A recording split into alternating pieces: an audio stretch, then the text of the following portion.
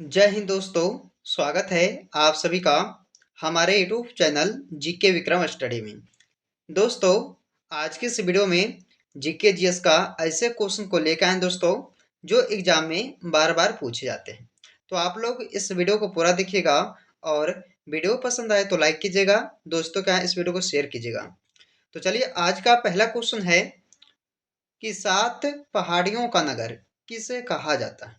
देखिए, 7 पहाड़ियों का नगर किसे कहा जाता है? लंदन, रोम, पेरिस या टोक्यो? तो याद रखिएगा, 7 पहाड़ियों का नगर जो है ये रोम शहर को कहा जाता है। ऑप्शन बी इस क्वेश्चन का राइट आंसर होगा। अगला प्रश्न है, आरंभिक वैदिक साहित्य में सर्वाधिक वर्णित नदी कौन सी है? तो आरंभिक वैदिक साहित्य में सर्वाधिक वर्णित नदी कौन सी है? तो देखिए दोस्तों, दूसरे क्वेश्चन का राइट आंसर होगा ऑप्शन बी, सिंधु नदी। कौन सा होगा? सिंधु नदी।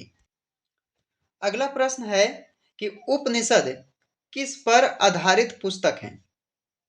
ये उपनिषद जो है ये दोस्तों किस पर आधारित पुस्तक है? तो दर्शन पे है ये उपनिषद, यानी कि इस क्वेश्चन का सी ऑप्शन आपका राइट आंसर होगा। अगला प्रश्न है, जैन धर्म में पूर्ण ज्ञान का अर्थ क्या है? जैन धर्म में पूर्ण ज्ञान का अर्थ होता है कैवल्य। क्या होता है दोस्तों? कैवल्य होता है। ऑप्शन डी इस क्वेश्चन का आपका आंसर हो जाएगा। अगला प्रश्न है, हाइडे स्पीज का युद्ध किस नदी के किनारे हुआ था? इंपॉर्टेंट क्वेश्चन है। हाइडे स्पीज का जो युद्ध हुआ था वो दोस्तों झेलम नदी के किनारे हुआ था, झेलम नदी पर। चलिए, इस क्वेश्चन का डी ऑप्शन जो है आपका राइट हो जाएगा। अगला प्रश्न है, सिल्क मार्ग किसने आरंभ कराया था? सिल्क मार्ग को आरंभ कराए थे किसने? कनिष्क ने। कनिष्क, यानी कि इस क्वेश्चन का डी ऑप्शन आपका राइट हो जाएगा। दोस्तों, सारे क्वेश्चन इंपॉर्टेंट होने वाला है, तो आप लोग जो है इस वीडियो को पूरा देखिएगा, दोस्तों के यहाँ इस वीडियो को जरूर शेयर कीजिएगा। संगम काल में मंत्रियों को क्या कहा जाता था? संगम काल में मंत्रियों को कहे जाते थे अम्मयचार। क्या दोस्तों? अम्मयचार, अम्मयचार कहा जाता था मंत्रियों को संगम काल में। चलिए, अगला प्रश्न है, उज्जैन का प्राचीन काल में नाम क्या था? उज्जैन का प्राचीन काल में नाम क्या था? अवंतिका नाम से जाने जाते थे दोस्तों ये उज्जैन। उज्जैन शहर जो है अवंतिका नाम से जाने जाते थे प्राचीन काल में। इस क्वेश्चन का राइट आंसर आपका ऑप्शन ए हो जाएगा। अगला क्वेश्चन है, आंख का रंग किस पर निर्भर करता है? आंख का रंग जो है यह किस पर निर्भर करता है? तो देखिए, 9वें नंबर क्वेश्चन का डी आंसर होगा आइरिस के रंग पर। आंख का जो रंग है आइरिस के रंग पर यह निर्भर करता है। आंसर क्या होगा इसका? ऑप्शन डी होगा। चलिए, अगला प्रश्न है, कौन सी रंग सभी रंगों को अवशोषित कर लेती है? कौन सी रंग सभी रंगों को अवशोषित कर लेती है? तो ये होगा दोस्तों काला रंग, यानी कि राइट आंसर आपका ऑप्शन बी हो जाएगा। अगला प्रश्न है, अमरनाथ गुफा किस राज्य में अवस्थित है?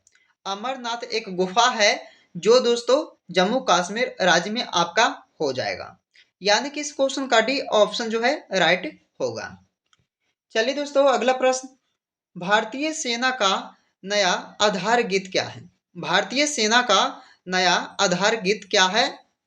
तो देखिए, भारतीय सेना का नया आधार गीत जो है वो है मेरा भारत महान। मेरा भारत महान जो है दोस्तों ये नया आधार गीत है भारतीय सेना का। राइट आंसर आप सब याद रखना है, ऑप्शन बी हो जाएगा। अगला क्वेश्चन है, काली मिट्टी किस फसल के लिए उपयुक्त है? तो काली मिट्टी जो है ये कौन से फसल के लिए उपयुक्त मानी जाती है? तो देखिए दोस्तों, ये कपास के लिए जो है उपयुक्त होती है काली मिट्टी। इंपॉर्टेंट क्वेश्चन है, कई बार एग्जाम में भी इसे पूछा गया है। तो आंसर क्या होगा इसका? ऑप्शन बी होगा। दोस्तों, सभी लोग जो है इस वीडियो को लाइक करते जाइएगा। ओके, चलिए, अगला क्वेश्चन है, पेट्रोलियम से प्राप्त होने वाला मोम क्या है? तो पेट्रोलियम से प्राप्त होने वाला मोम कहलाता है पैराफिन। क्या कहलाता दोस्तों? पैराफिन, यानी कि आंसर बी ऑप्शन होगा। 15 नंबर क्वेश्चन है कि भारत में मीथेन का एक बड़ा स्रोत क्या है? भारत में मीथेन का एक बड़ा स्रोत कहलाता है धान की खेती। धान की खेती कहलाती दोस्तों ये भारत में मीथेन का एक बड़ा स्रोत। ओके, आंसर याद रखना ऑप्शन ए होगा, धान की खेती। अगला प्रश्न, सिरका को लैटिन भाषा में क्या कहा जाता? वेरी वेरी इंपॉर्टेंट क्वेश्चन है। सिरका को लैटिन भाषा में कहा जाता है एसिटम। एसिटम कहा जाता है, यानी कि ऑप्शन बी इस क्वेश्चन का आंसर हो जाएगा, याद रखना है। अगला प्रश्न, सबसे अधिक विद्युत ऋणात्मक तत्व क्या है? सबसे अधिक विद्युत ऋणात्मक तत्व क्या है? तो देखिए दोस्तों, इस क्वेश्चन का आंसर होगा फ्लोरीन। क्या होगा? फ्लोरीन, यानी कि ऑप्शन सी हो जाएगा। अगला क्वेश्चन है, कौन सा ग्रह हरा प्रकाश उत्सर्जित करता है? कौन सा ग्रह जो है हरा प्रकाश को उत्सर्जित करता है? तो चलिए आंसर देखिए दोस्तों, क्या होगा? डी होगा, वरुण ग्रह। वरुण ग्रह जो है हरा प्रकाश ये उत्सर्जित करते हैं। आंसर क्या होगा? डी ऑप्शन होगा। अगला प्रश्न है, टावर ऑफ साइलेंस कहाँ पर स्थित है? टावर ऑफ साइलेंस जो है ये पुणे शहर में होगा। कहाँ दोस्तों?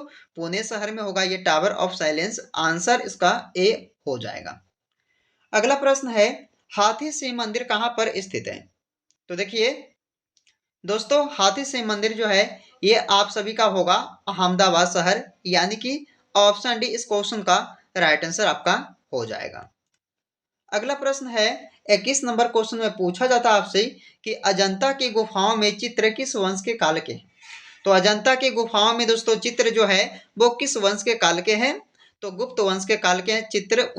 वहां दोस्तों कहाँ पे? तो अजंता की गुफाओं में। तो इस क्वेश्चन का राइट आंसर आप सभी का ऑप्शन बी होगा। अगला क्वेश्चन है, विश्व व्यापार संगठन का गठन किस वर्ष में हुआ था? देखिए इंपॉर्टेंट क्वेश्चन ये भी आपके लिए है कि विश्व व्यापार संगठन का जो गठन है वो किया गया था 1995 में। सन 1995 में किया गया था इसे। राइट आंसर क्या होगा? ऑप्शन बी हो जाएगा। अगला प्रश्न है, कौन सा उद्योग भारत को अधिकतम रोजगार प्रदान करता है? कौन सा उद्योग भारत को अधिकतम रोजगार प्रदान करता है दोस्तों? तो कपड़ा उद्योग, यानी कि राइट आंसर आपका ऑप्शन ए होगा, कपड़ा उद्योग जो सबसे अधिकतम रोजगार प्रदान करता भारत में।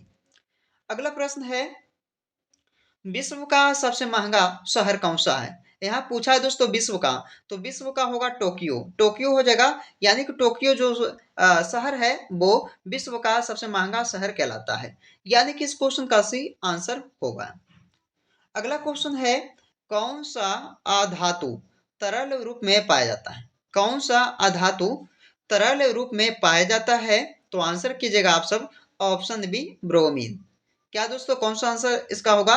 ब्रोमीन हो जाएगा, जो अधातु तरल रूप में पाया जाता है। चलिए अगला क्वेश्चन, प्राकृतिक गैस में सर्वाधिक मात्रा किसकी होती है? प्राकृतिक गैस में सर्वाधिक मात्रा होती है मीथेन का।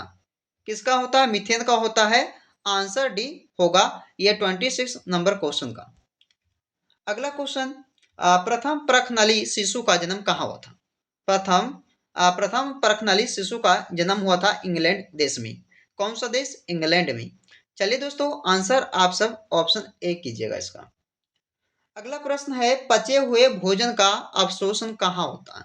पचे हुए भोजन का अवशोषण कहाँ होता है? वेरी वेरी इंपॉर्टेंट क्वेश्चन होने वाला है इस वीडियो का। तो पचे हुए भोजन का अवशोषण होता है छोटी आंत में। इंपॉर्टेंट क्वेश्चन है दोस्तों, याद रखिएगा, छोटी आंत में।